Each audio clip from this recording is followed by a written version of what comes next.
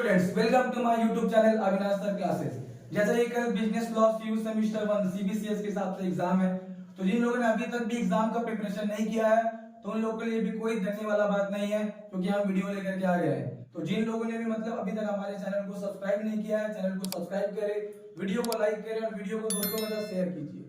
तो समय जाया ना करते हुए हम लोग स्टार्ट करते हैं 2017 का पेपर से, जो कि बिजनेस लॉ में आया हुआ था। तो जो पहला क्वेश्चन हम लोगों का था कि dash has defined contract as every agreement and promises enforceable at law is a contract. ये एक स्टेटमेंट दिया हुआ था कि every agreement and promise enforceable at law is a contract. तो ये स्टेटमेंट कौन दिया है? पहला क्वेश्चन हम लोगों का था कि every agreement and promise enforceable at law is a contract. ये स्टेटमेंट किसके द्वारा दिया गया है? ऑप्शन था विलियम एंसन, सैलमन, तीसरा फ्रेडरिक पोलक या फिर रोवर। तो इसका सही आंसर होगा फ्रेडरिक पोलक। क्या होगा स्टूडेंट्स? इसका सही आंसर होगा फ्रेडरिक पोलक। तो every agreement and promise enforceable at law is a contract. तो ये स्टेटमेंट कौन दिया है? कौन दिया इस स्टेटमेंट को? Frederick Pollock. उसके बाद दूसरा नंबर क्वेश्चन है an agreement consist of reciprocal promises between at least. An agreement मतलब जो एग्रीमेंट बनता है वो कितने लोगों के बीच बन सकता है कम से कम?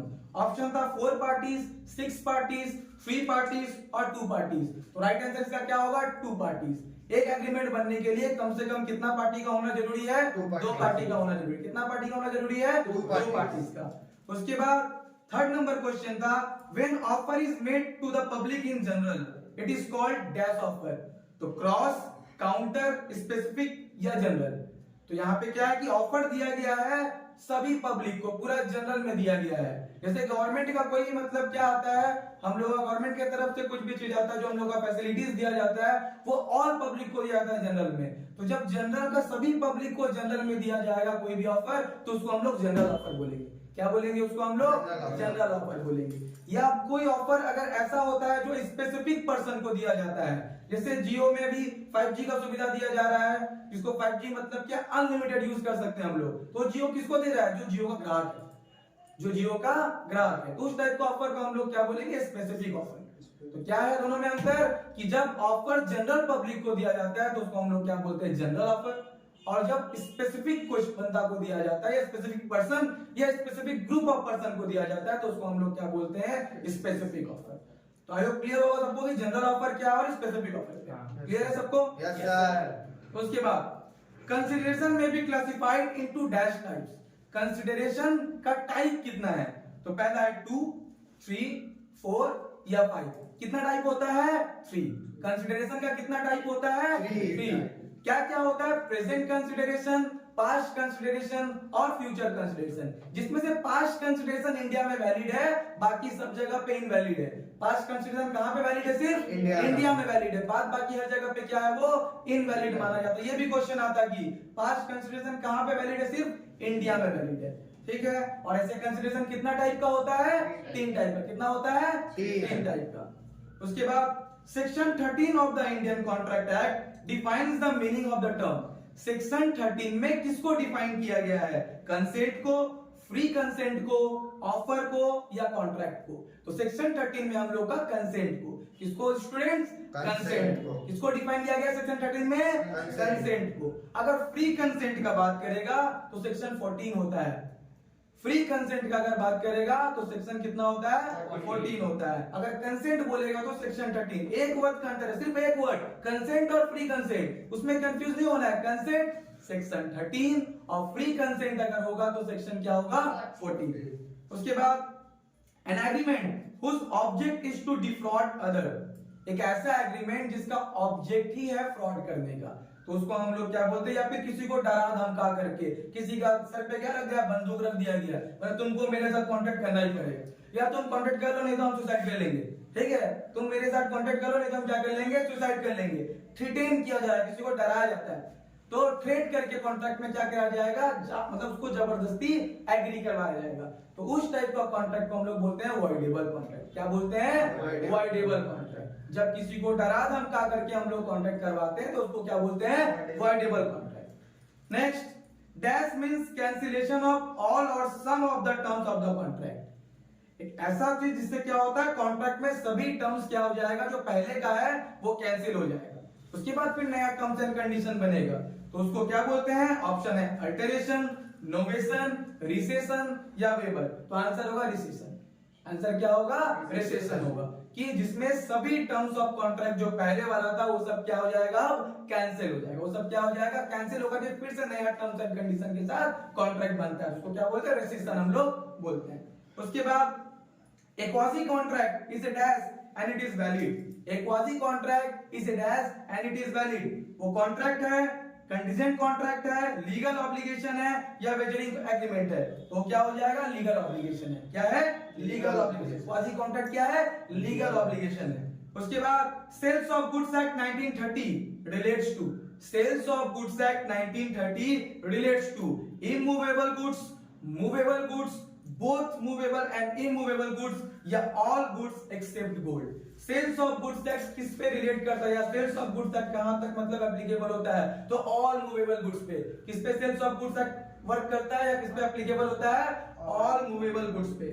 The term goods under the sales of goods act 1930 does not include, मतलब सेल्स ऑफ गुड्स एक्ट 1930 के तहत किसको हम लोग गुड्स नहीं मान सकते हैं, किसको हम लोग गुड्स नहीं मान सकते हैं, तो goodwill, actionable claim, stocks and shares या हार्वेस्टेड क्रॉप्स। तो क्या होगा, एक्शनेबल क्लेम्स, क्लेम्स को गुड्स नहीं माना जाता है।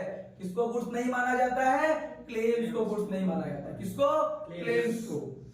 उसके बाद partnership in India is governed bye, ये सबसे इजी क्वेश्चन आया था कि पार्टनरशिप जो इंडिया में है वो कौन सा एक्ट के द्वारा गवर्न किया जाता है। ऑप्शन था Indian partnership act 1932, companies act 2013, Indian partnership act 1930 या इंडियन पार्टनरशिप एक्ट 1956। तो राइट आंसर होगा इंडियन पार्टनरशिप एक्ट 1932। कितना होगा, इंडियन पार्टनरशिप एक्ट 1932।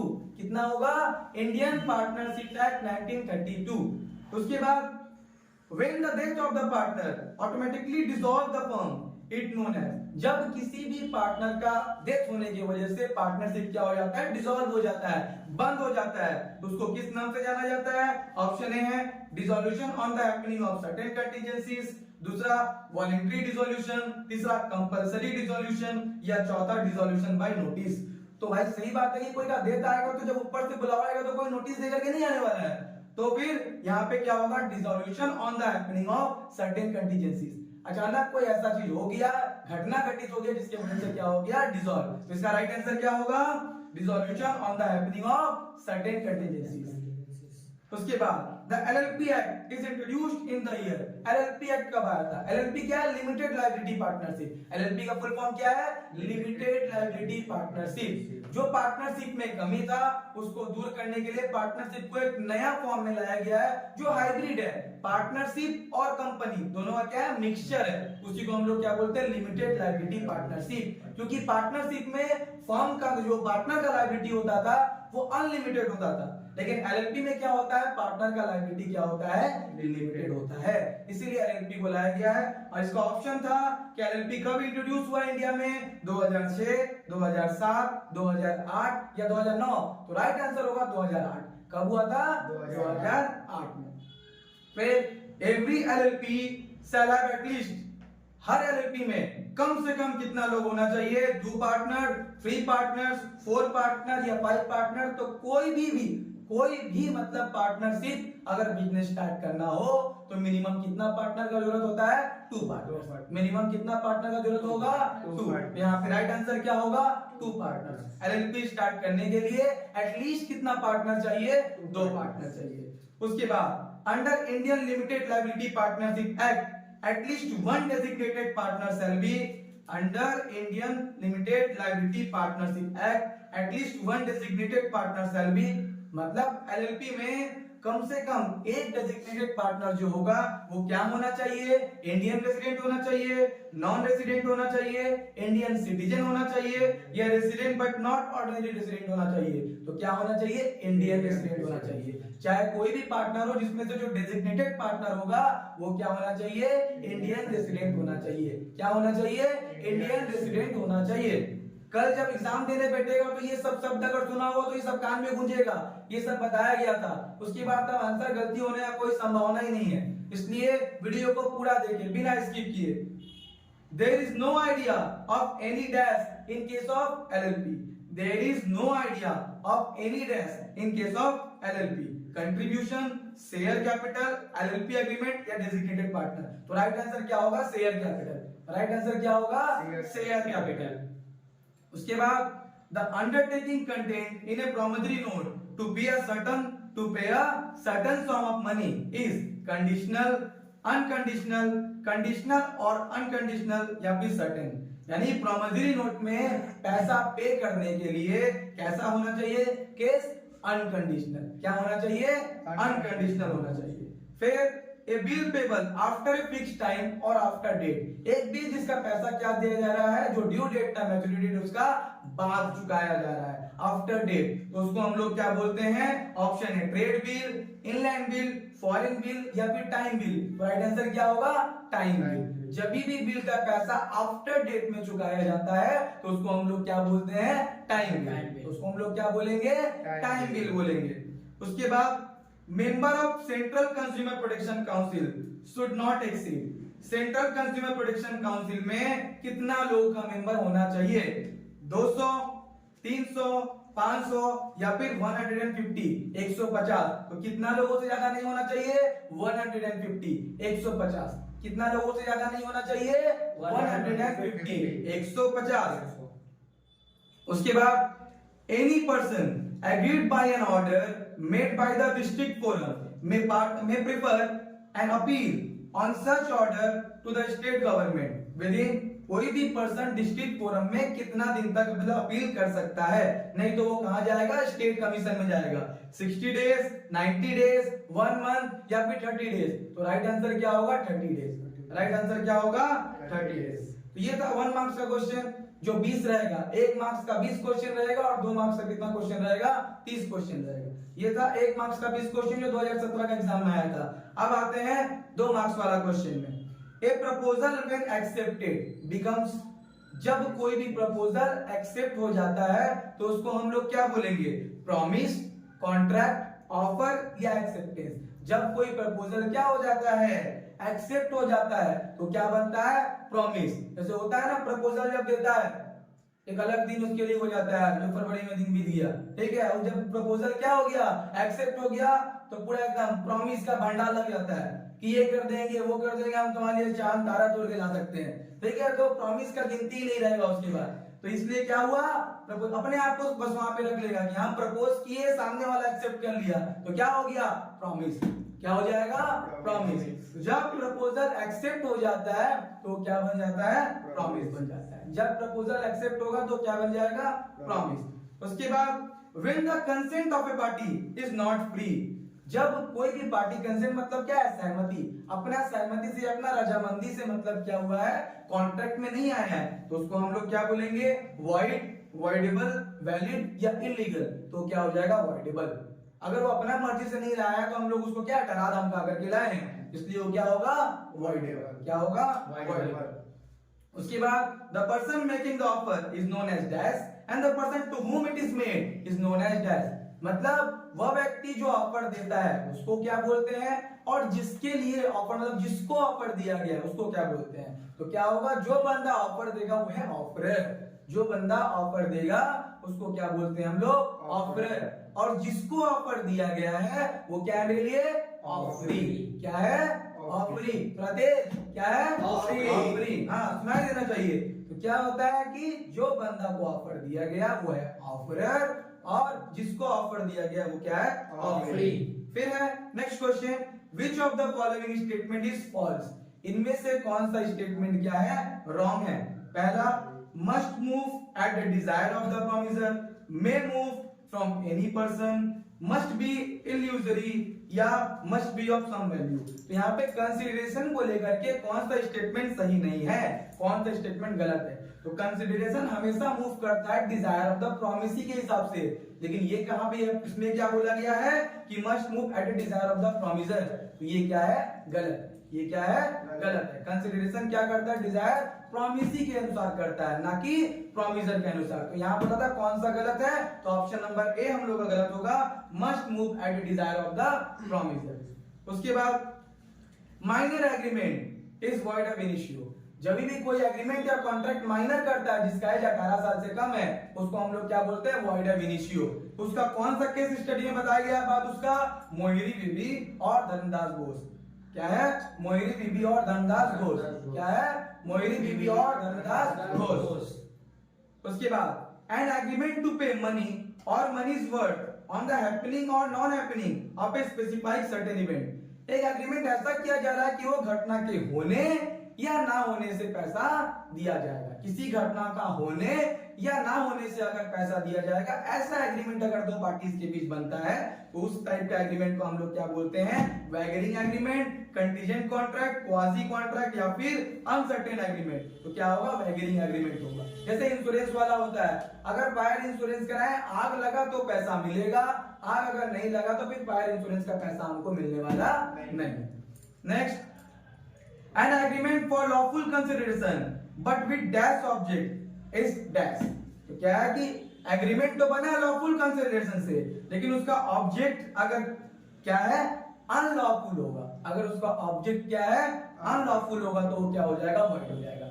अगर वो लॉफुल होता, उसका ऑब्जेक्ट भी तो वैलिड होता, लेकिन अगर उसका क्या है, ऑब्जेक्ट जो है वो लॉफुल नहीं है, वो अनलॉफुल है, तो कॉन्ट्रैक्ट क्या हो जाएगा, वॉइड हो जाएगा। क्या हो जाएगा, वॉइड हो जाएगा। उसके बाद a dash agreement is not necessary. एक dash agreement is not necessary, legal invalid, void illegal, void valid या legal enforceable.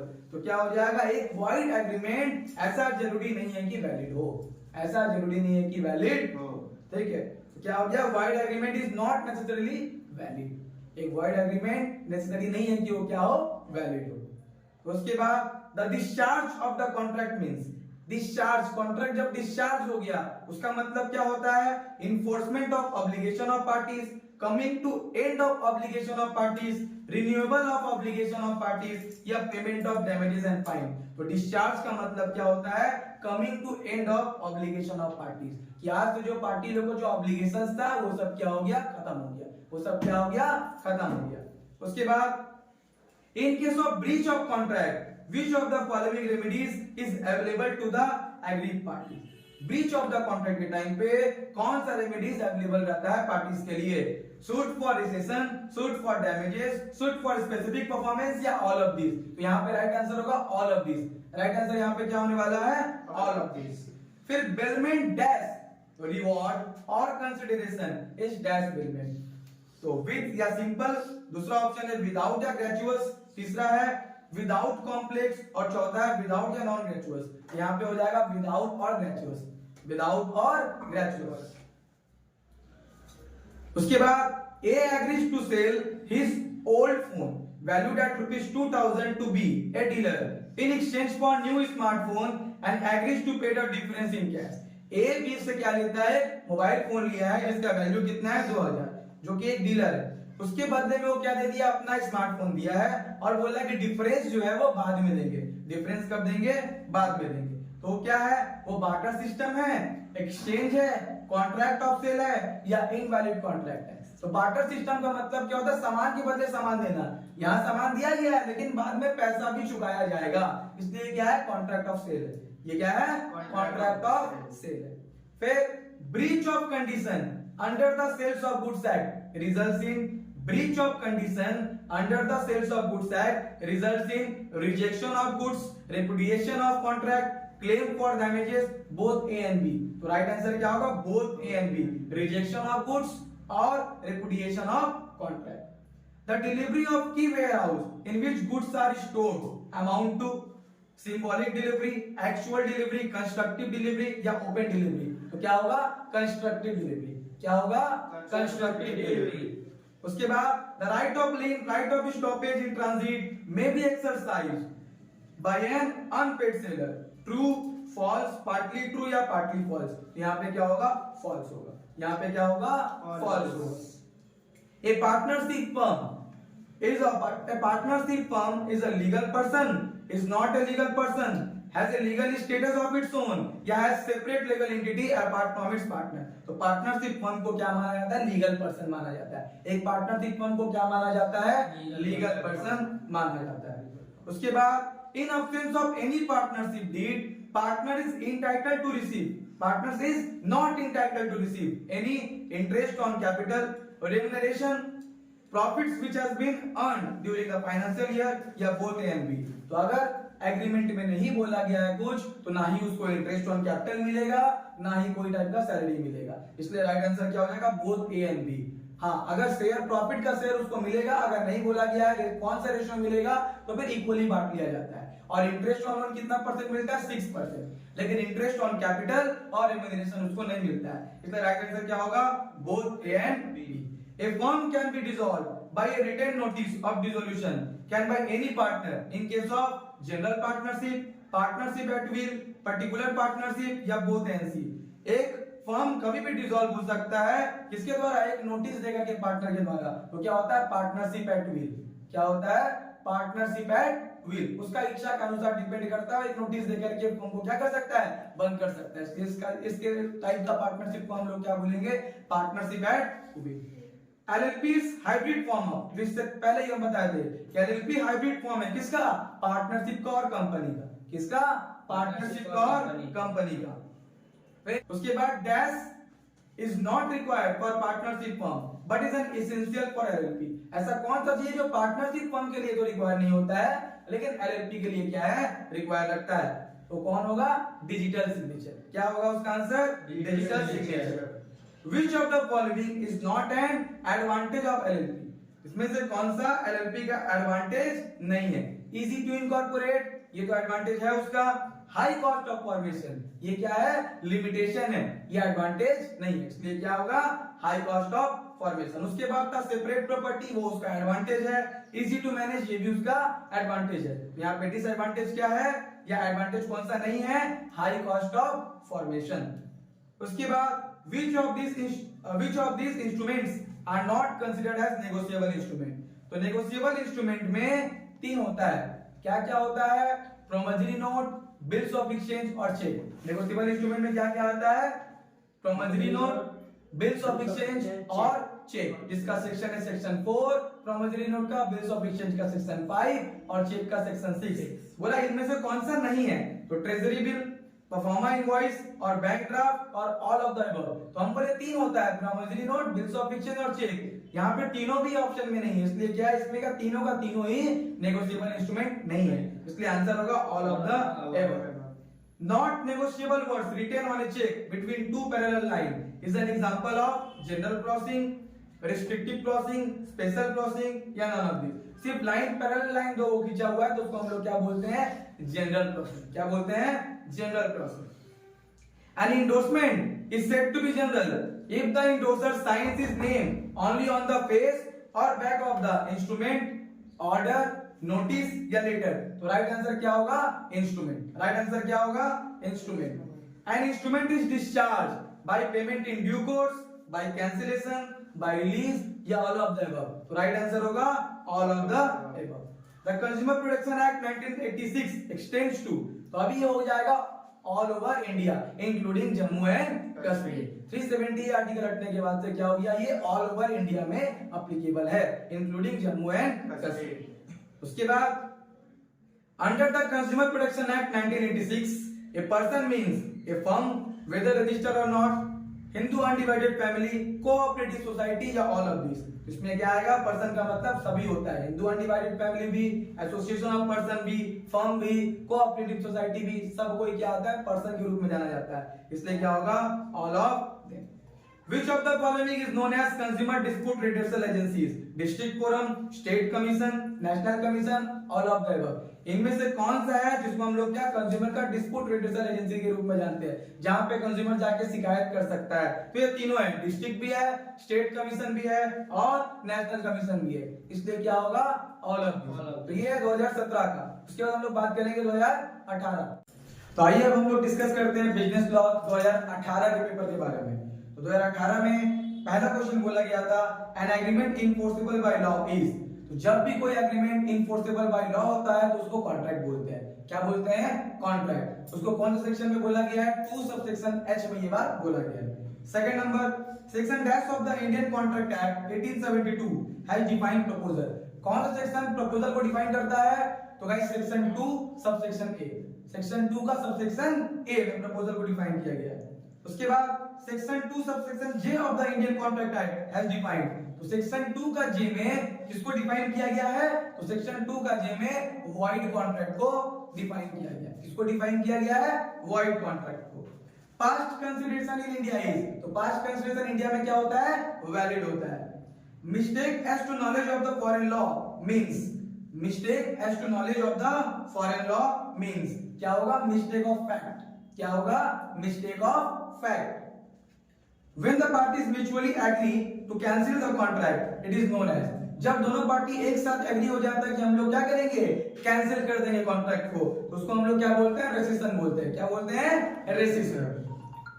Contingent contracts are, contingent contracts are, तो कंटीजेंट कॉन्ट्रैक्ट क्या होता है? कोलेटरल होता है और सर्टेन होता है। क्या होता है? कोलेटरल होता है और सर्टेन होता है। अच्छा, कंटीजेंट कॉन्ट्रैक्ट क्या होता है? कोलेटरल होता है और अनसर्टेन होता है। क्या होता है? कोलेटरल होता है और अनसर्टेन होता है। नेक्स्ट, कॉन्ट्रैक्ट में भी डिस्चार्ज बाय, कॉन्ट्रैक्ट डिस्चार्ज हो सकता है performance of the contract, breach of the contract, mutual agreement या एनी ऑफ द अबव। तो कॉन्ट्रैक्ट को डिस्चार्ज करने के लिए तीनों में से कोई भी एक होगा तो चल जाएगा। चाहे परफॉर्मेंस पूरा हो जाए तब भी वो डिस्चार्ज हो सकता है, कॉन्ट्रैक्ट ब्रीच करके भी हम लोग डिस्चार्ज कर सकते हैं, या म्यूचुअल एग्रीमेंट करके भी डिस्चार्ज कर सकते हैं। यहाँ पे क्या होगा? Any of the above. क्या होगा? Any of the above. Sales of the goods act is governed by, sales of goods govern किया जाता है कौन सा एक्ट से? Sales of goods act 1930। Sales of goods act 1930। A contract for the sale of future goods, तो future goods मतलब सामान cell करेंगे फ्यूचर में एक सर्टेन डेट में, तो उसको हम लोग क्या बोलते हैं? Agreement to sell. क्या बोलेंगे? Agreement to sell. Test of partnership is validated in the case of, test of partnership का कौन सा केस में मतलब उसको वैलिडेट किया जा सकता है? Cox versus Hickman, Cox versus Hickman.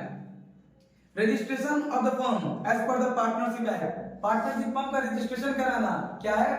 Optional है। दो बात याद रखिएगा यहाँ पे कि रजिस्ट्रेशन कराना ऑप्शनल है, लेकिन एग्रीमेंट कराना क्या है? कंपलसरी। जो रिटन भी हो सकता है, वर्बल भी हो सकता है, रिटन भी हो सकता है और वर्बल भी हो सकता है। चलिए आगे बढ़ते हैं।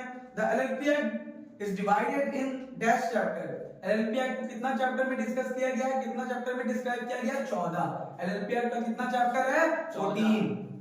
उसके बाद as a legal entity LLP can, legal entity होने से एलएलपी क्या कर सकता है? सू भी कर सकता है या सूट भी हो सकता है, उसके खिलाफ भी कोई केस कर सकता है, वो भी किसी पे केस कर सकता है। उसके बाद limited liability partnership is, limited liability partnership क्या है? बॉडी कॉर्पोरेट है। क्या है?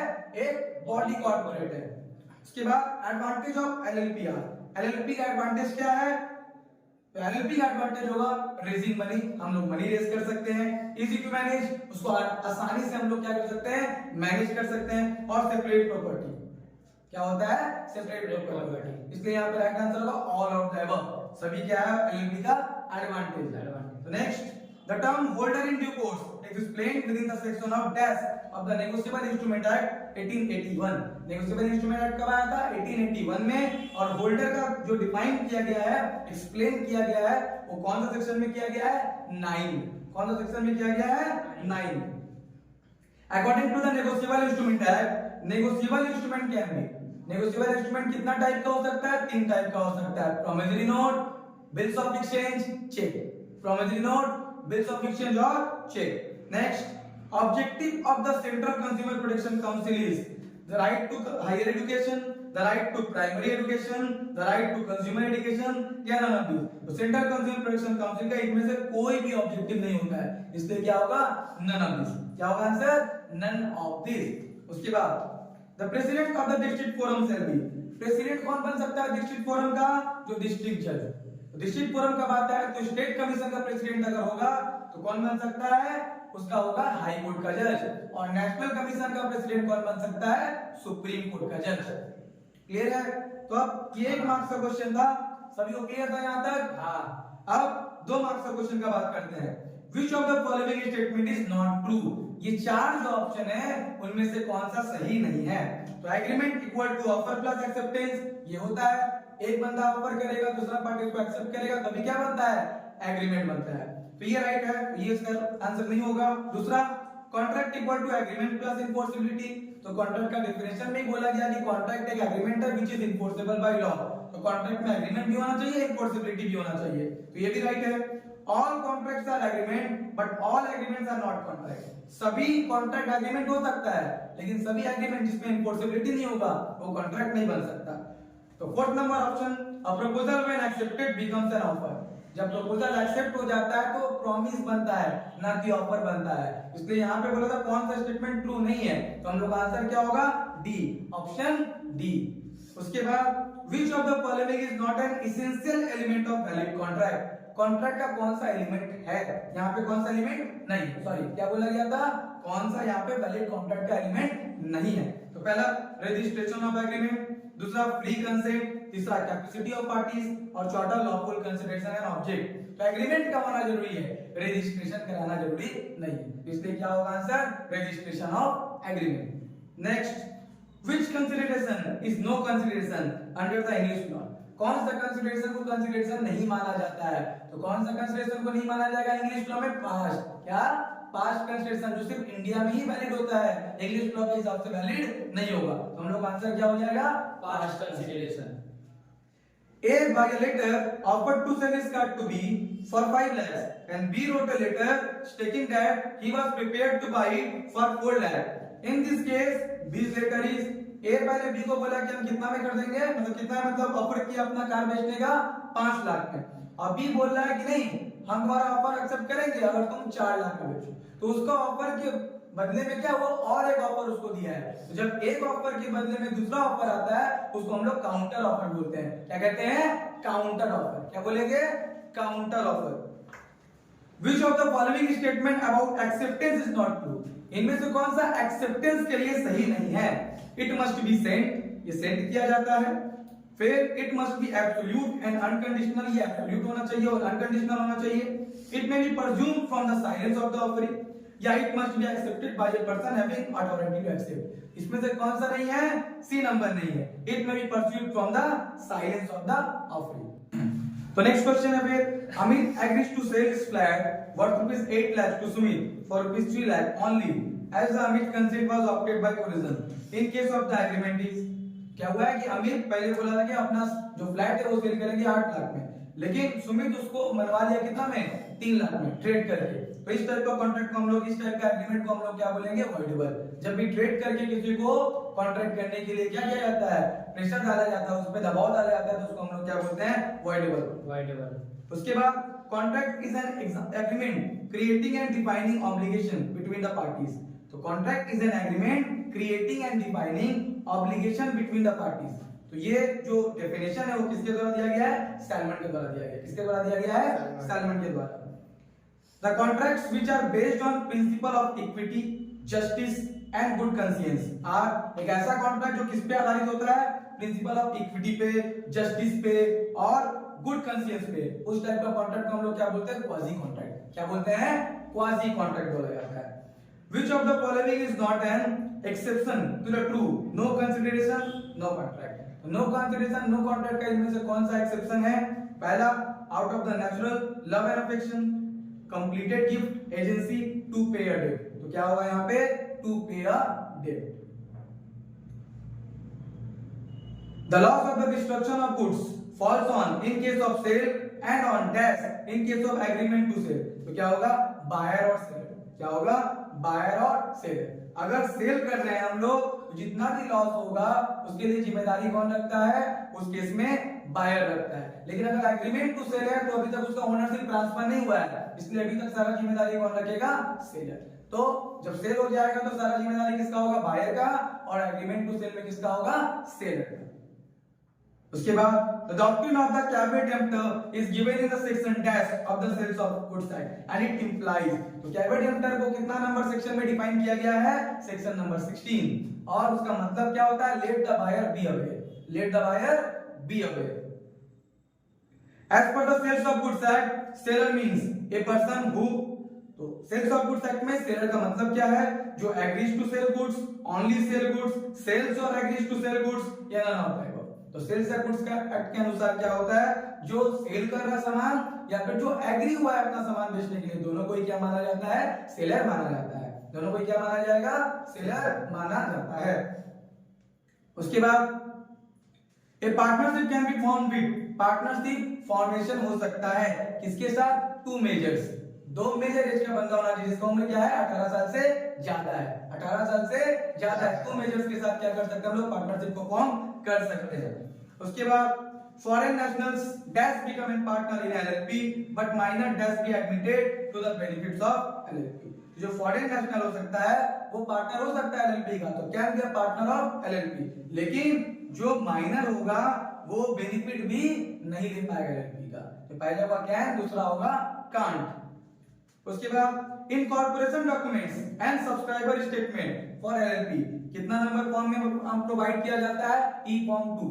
ई फॉर्म 2 इनकॉर्पोरेशन डॉक्यूमेंट और सब्सक्राइबर स्टेटमेंट एलएलपी का कितना नंबर फॉर्म में होता है? ई फॉर्म 2। उसके बाद for application for reservation of name for LLP क्या क्या चीज का जरूरत पड़ता है? डीन का और डीएससी का। डीन का और डीएससी का डायरेक्टर आइडेंटिफिकेशन नंबर होगा और डिजिटल सिग्नेचर सर्टिफिकेट का जरूरत पड़ता है। उसके बाद bill of exchange must be, bill of exchange हो, चेक हो, प्रॉमिसरी नोट हो, सब कुछ क्या होना चाहिए? रिटेन में होना चाहिए, लिखा हुआ होना चाहिए। क्या होना चाहिए? राइटिंग में होना चाहिए।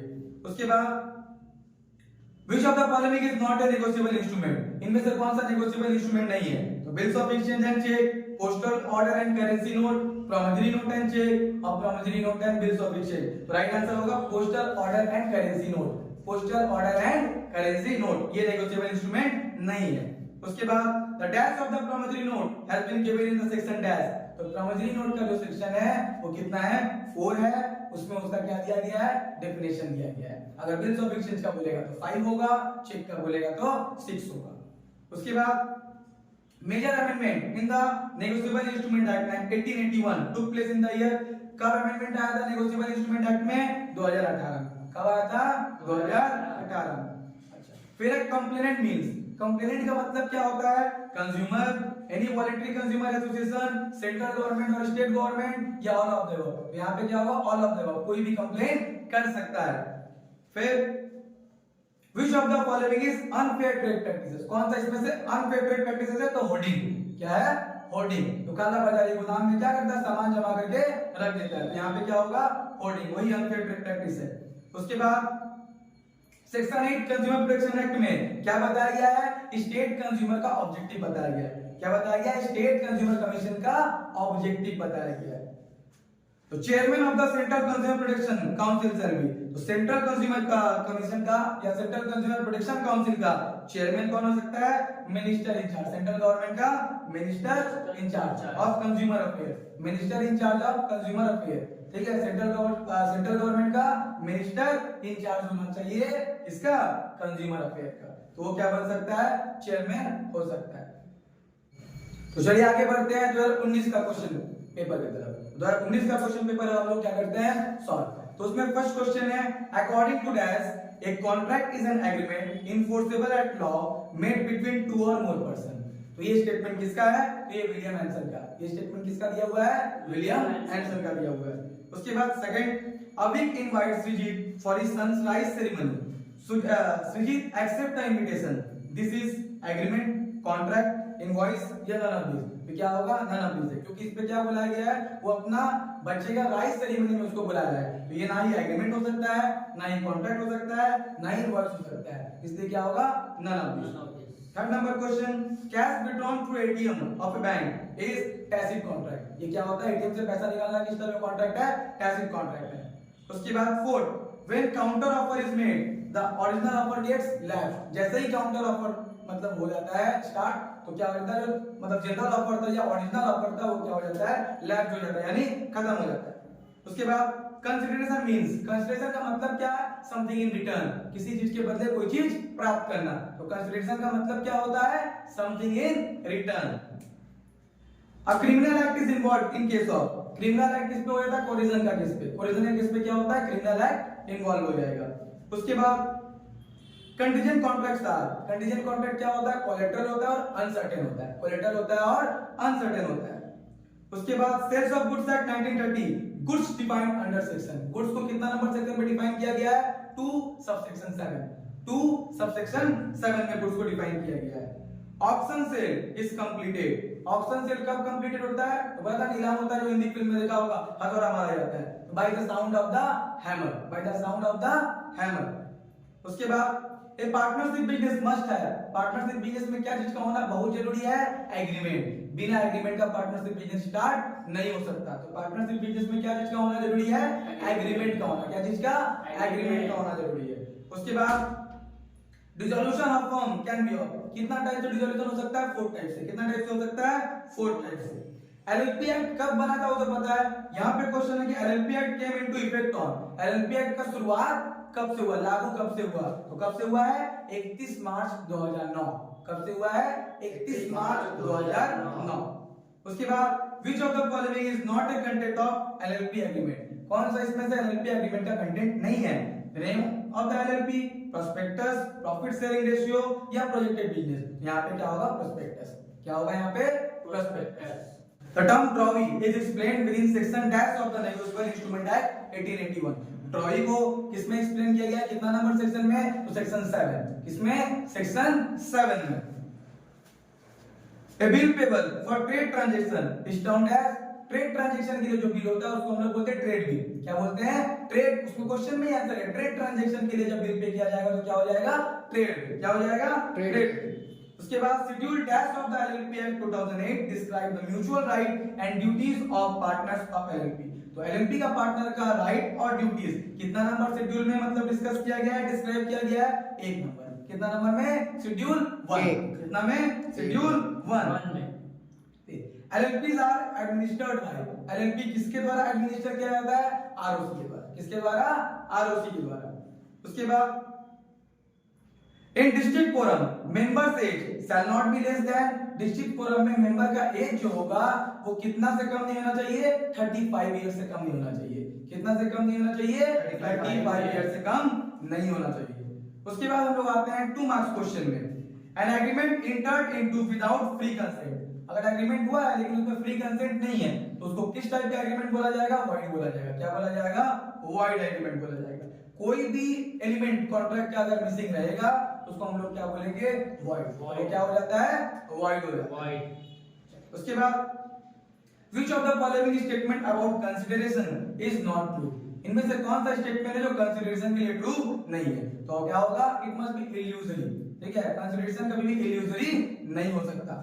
उसके बाद which of the following statements is not right, इनमें से कौन सा स्टेटमेंट राइट नहीं है?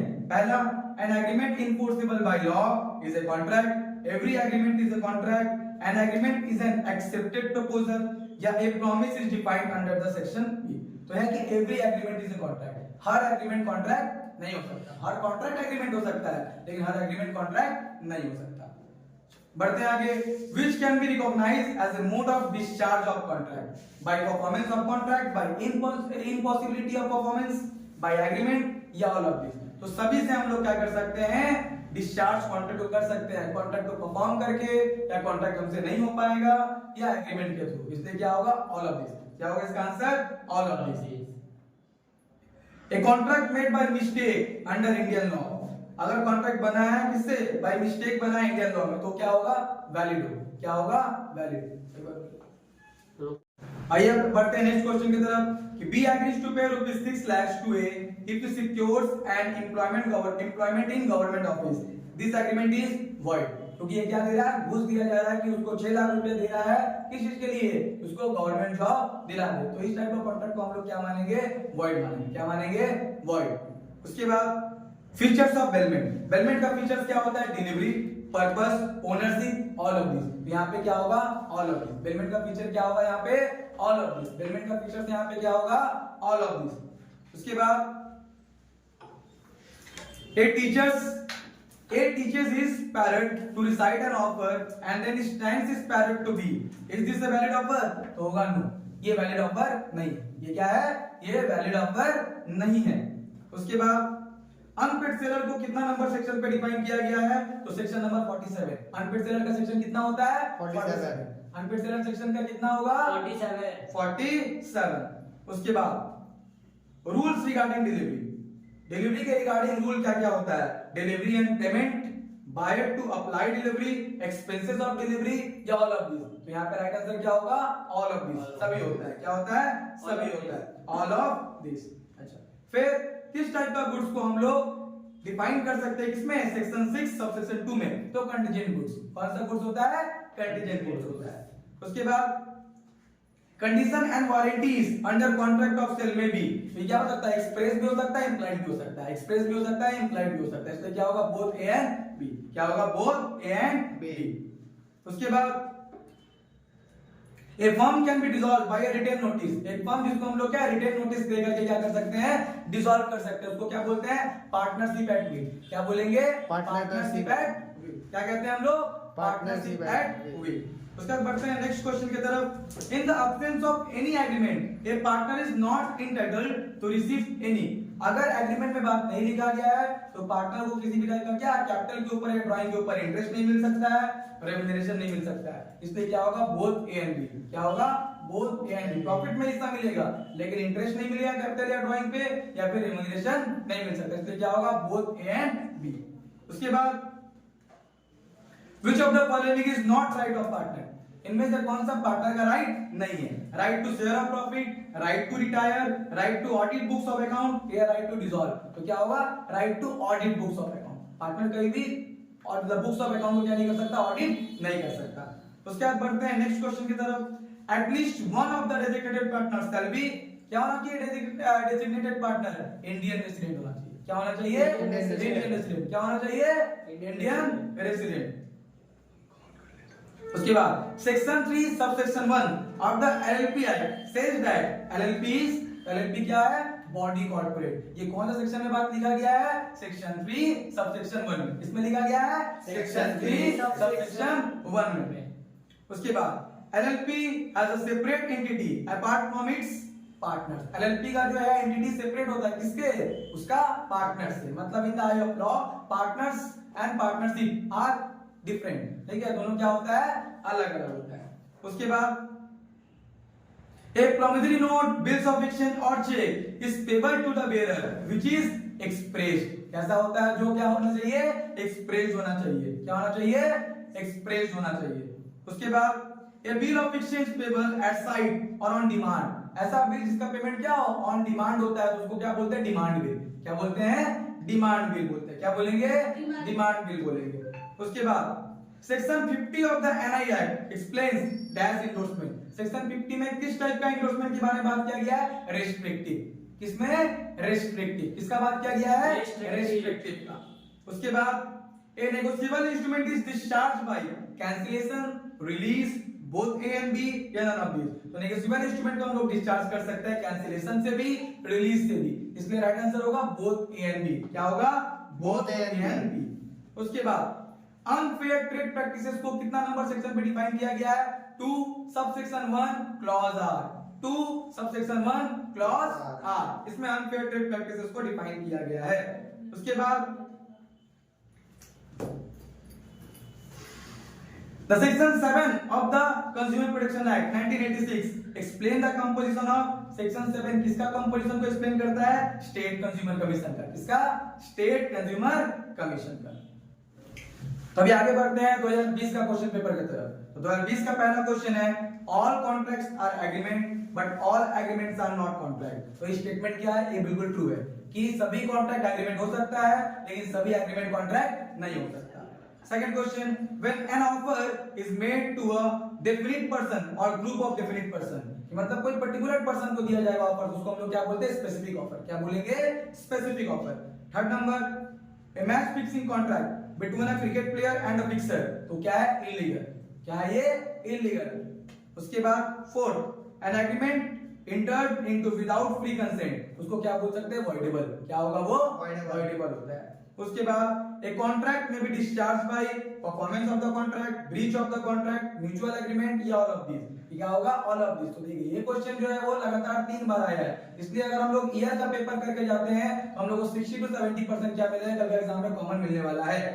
तो बढ़ते हैं आगे। Question number 6, the consideration is defined in. Consideration को कितना नंबर सेक्शन में डिफाइन किया गया है? 2 सबसेक्शन डी। इसमें 2 सबसेक्शन डी में। फिर एन एग्रीमेंट विद और बाय ए माइनर। अगर माइनर के द्वारा एग्रीमेंट किया जाता है उसको क्या बोलते हैं? वॉइड एब इनिशियो। क्या बोलते हैं? वॉइड एब इनिशियो। उसके बाद कॉन्ट्रैक्ट ऑफ जनरल इंश्योरेंस, वो क्या है? वैलिड है। कॉन्ट्रैक्ट ऑफ जनरल इंश्योरेंस क्या है? वैलिड है।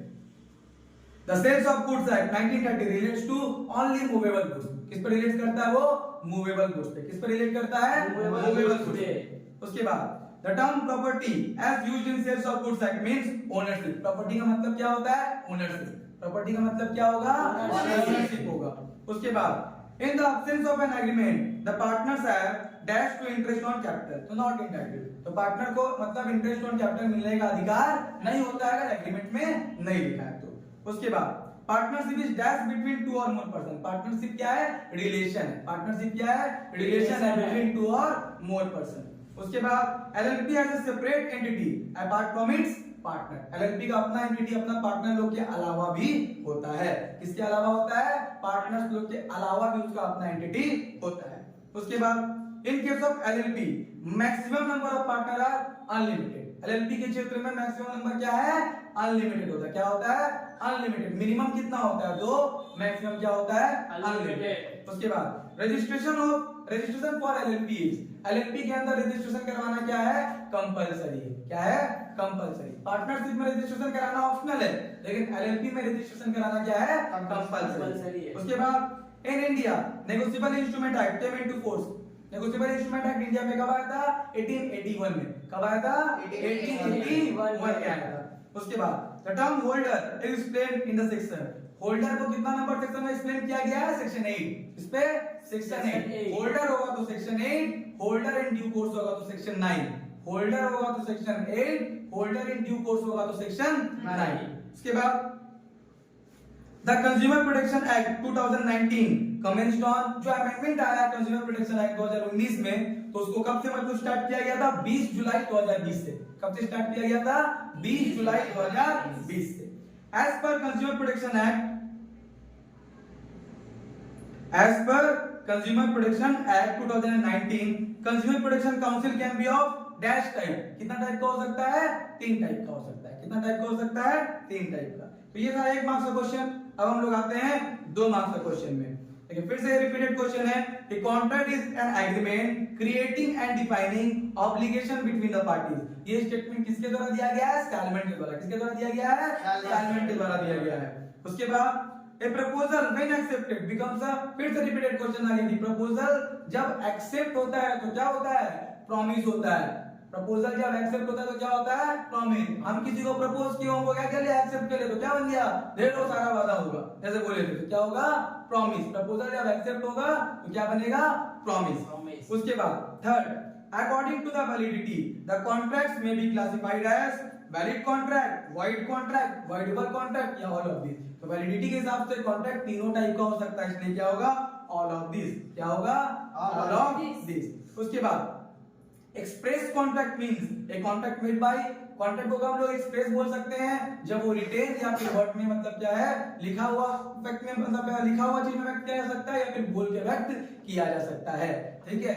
उसके बाद dash is a contract in which only one party has to perform his promise और ऑब्लिगेशन। एक ऐसा कॉन्ट्रैक्ट जिसमें एक पार्टी अपना ऑब्लिगेशन को पूरा किया है उसको हम लोग क्या बोलते हैं? यूनिलैटरल। उसको क्या बोलते हैं? यूनिलैटरल। जिसमें एक पार्टी अपना ऑब्लिगेशन को पूरा किया है। इसमें 2 पार्टी ऑब्लिगेशन को अपना पूरा करता है उसको हम लोग बोलते हैं बाइलैटरल। जिसमें 2 या 2 से ज्यादा पार्टी करता है उसको हम लोग क्या बोलते हैं? मल्टीलैटरल। क्या बोलते हैं? मल्टीलैटरल। उसके बाद the discharge of the contract means enforcement of obligation of the parties, coming to the end of the obligation, फिर है starting of the obligation या payment of damages। तो हम लोग discharge of contract किसको बोल सकते हैं? coming to the end of obligation। जब obligation क्या हो जाता है? end हो जाता है। जब obligation क्या हो जाता है? end हो जाता है। उसके बाद which can be recognized as the mode of discharge of the contract. एक कॉन्ट्रैक्ट डिस्चार्ज हो सकता है, ये बार बार क्वेश्चन रिपीट हुआ है. Performance of the contract, impossibility of performance, mutual agreement या ऑल ऑफ दिस. तो क्या होगा? All of this. क्या होगा आंसर? All of this. फिर consideration must move at the desire of the promiser. Consideration must move at desire of the promiser. It was decided in, ये कौन सा case में डिसाइड किया गया था? दुर्गा प्रसाद वर्सेस बलदेव. दुर्गा प्रसाद वर्सेस बलदेव. उसके बाद the Sales of Goods Act was originated out of Indian Contract Act. Sales of Goods Act कहां से आया है? Indian Contract Act से आया है. कहां से आया Sales of Goods Act? Indian Contract Act से आया है. उसके बाद uncertain goods, unascertain goods is also known as, क्या होता है? Generic goods. उसको हम लोग क्या बोलते हैं? Generic goods बोल सकते हैं. क्या बोल सकते हैं? Unascertain goods को क्या बोल सकते हैं? Generic goods बोल सकते हैं. उसके बाद characteristics of the partnership business are limited liability and contract relation, unlimited liability and contractual relation, या फिर registration and limited liability, या limited liability and perpetual succession. यहाँ पे क्या होगा?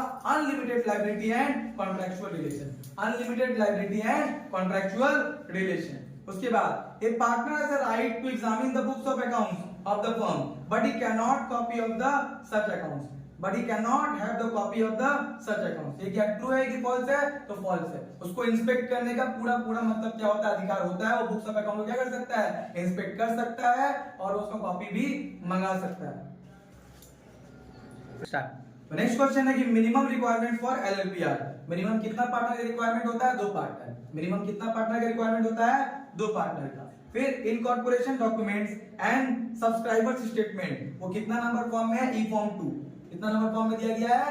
ई फॉर्म 2 में दिया गया है. फिर bills of exchange must be in. Bills of exchange किसमें होना चाहिए? राइटिंग में होना चाहिए. किसमें होना चाहिए? राइटिंग में होना चाहिए. उसके बाद section 101 of the negotiable instrument act 1881 explains the content of protest. इसको एक्सप्लेन करता है 101 सेक्शन प्रोटेस्ट. इसको प्रोटेस्ट. उसके बाद if a check issued by Babu to Ishita, it must be signed, dated, both A and B या abstract. तो अगर check मतलब क्या होना चाहिए? साइन भी होना चाहिए और उसमें प्रॉपर डेट भी होना चाहिए. इसलिए क्या होगा? both A and B. क्या होगा? both A and B.